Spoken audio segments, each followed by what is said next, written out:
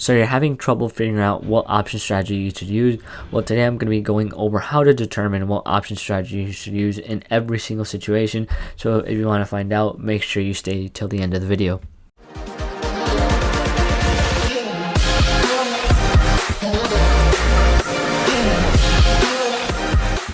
Welcome back to a new video. As always, if you enjoy the content, make sure to leave a like and subscribe. So as I mentioned, today I'm going to be showing you guys exactly how to determine which option strategy is the best in every single situation. So first of all, you guys go ahead and take a look over here on the left side of the screen. It's a little document that I made, and I'll also put a link in the description where you can download it and take a closer look so you don't have to pause the video.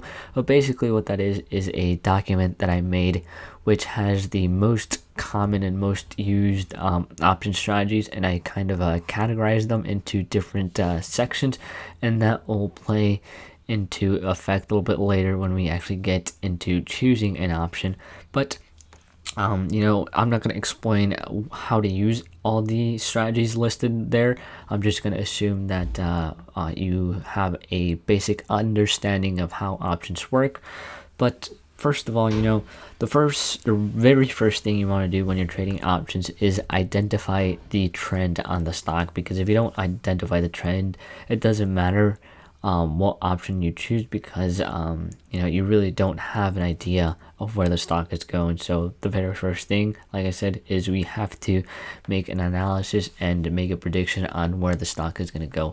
So normally I'd take a little bit longer and a little bit more time to do the analysis, but for the sake of this video and that I don't want to make it too long, we're just going to do a quick analysis on Apple.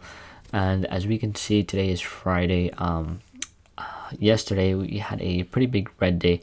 Earlier on in the week it was trading at 354. Now it's all the way down to 342.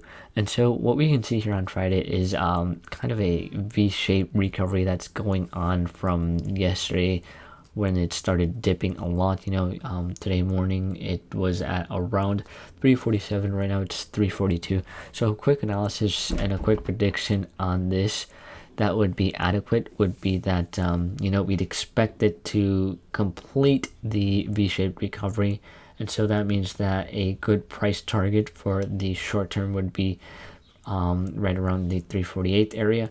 And so we can use that to kind of gauge on what type of options we want to buy. So right now, because it's slowly progressing up to that 348 area, we can conclude that we're a little bit bullish because we think it's going to go up to the 348 area. So now that we have a trend identified on Apple, the very next thing, which is probably the most important thing when choosing what option strategy to use, is the implied volatility.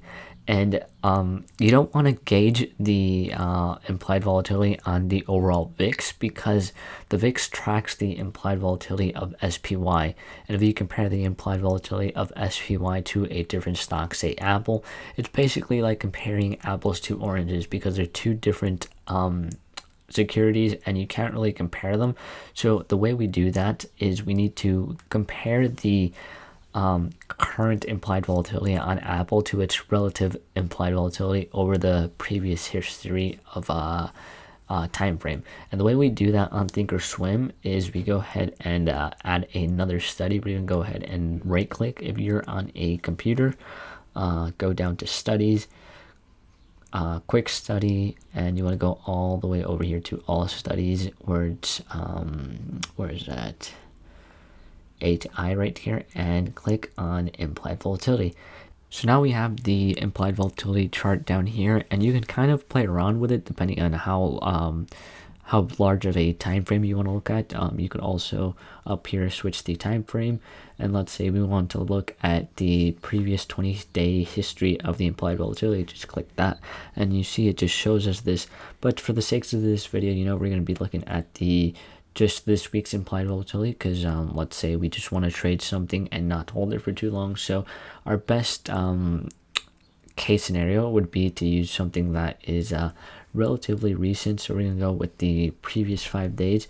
You can also make this a little bit larger if you want to take a better look at it. All you have to do is right click and click on auto range, we're gonna go ahead and lower this one just so we can have a better picture of this one. So now we see and we have a way better picture of the implied volatility chart, and we can see that over the last couple of days in this week, the implied volatility on Apple has been rising tremendously. Early on in the week on Monday, it was roughly at 0.27, 0.28, and now it's all the way up in the 0.40s. So what this tells us, it tells us that relative to the week and the previous history, the current implied volatility on Apple is high. And so now we can go ahead and take a look back at the chart that I made. If you still have it, or if you can go ahead and pull it up, we can see that there are different implied volatility strategies that we can use. And so now we just have to go ahead and pick one. And the way we pick one is depending on what our risk tolerance is. And so let's just say that for this video, we don't want to risk too much, or we want something that isn't going to require a ton of capital. So let's say we want to use a directional play, because we obviously think that Apple is going to go higher up to the 348 area, which is the where this free recovery started happening. So let's go ahead and take a look at the document and look at the directional. We can see that there's two option strategies that we can go ahead and choose from: the call credit spread and the put credit spread. And if you guys know what these means, you know that the best one that we would choose right here in our scenario would be the put credit spread, because that means that we are bullish on the stock. So now that we have all that set up, we can finally go ahead and pull up the options chain. We can go ahead, how do we do this?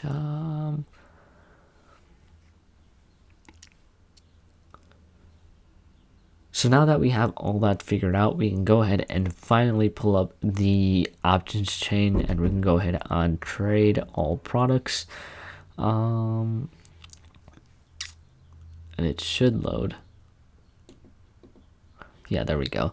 And so this is the option chain. Obviously, we're probably not going to go on the weeklies just because they expired today, but let's say we want to go on the next week, which is July 29th. And so now you can go ahead and increase the strike prices to 12 so we can see a little bit more strike prices.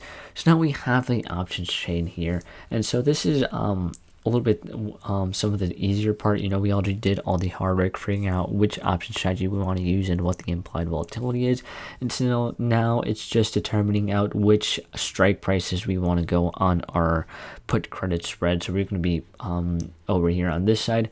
And so figuring out which strike prices you want to go, it just has to do with how much your risk tolerance is against. Obviously, when we're trading put credit spreads, we want the option or the whole spread to expire worthless, because it's a strategy that involves theta decay. So obviously, the further out of the money we go, the higher chance of success we have, but obviously the less premium we're going to get. But this is just up to you guys. I can't really decide for you like which strike prices you want to choose.